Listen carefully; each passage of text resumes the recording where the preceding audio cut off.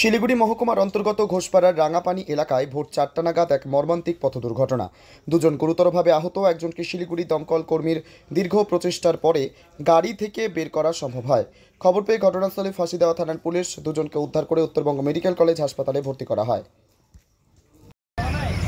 দাদা, কি হয়েছিল ব্যাপারটা?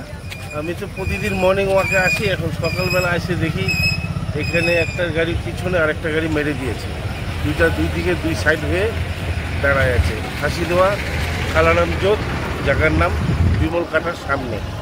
এটা কজন আহত হয়েছে এতে? এখানে দেখা যাচ্ছে একজন হ্যান্ডিমেড 12 চাকার গাড়িটার সাধারণত বোধ হয় দুর্ঘটনা হয়েছে, আর ড্রাইভার আটকে আছে। এখন পর্যন্ত বোধ হয় কেউ ফায়ার ব্রিগেডকে ফোন করেনি, ফায়ার ব্রিগেড আসেনি। বডির ভিতরে ড্রাইভার আটকে আছে কেবিনে। ফাঁসি দেওয়া পুলিশের সাথে সাথে এখানে রিকভারি এসে সাহায্য করতেছে।